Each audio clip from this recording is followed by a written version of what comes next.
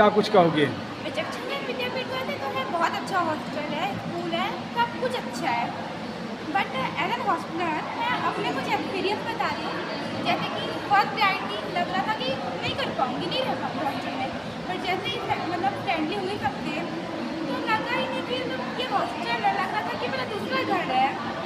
और उसके बाद वहाँ के लोग इतने फ्रेंडली है, एकदम फ्रेंडली है, जैसे बिहेव करते हैं। और उसके बाद साथ साथ धीरे धीरे इतने अच्छे से घुल मिल गए ना, तो बिल्कुल अनकम्फर्टेबल नहीं लगता। क्योंकि जब पहले आई थी तो लग रहा था कैसे किसी को कुछ बता पाऊँगी, बट अब तो ऐसे बताती कि जैसे मम्मी पापा फ्रेंड जैसे बात करते वैसे ही करती है।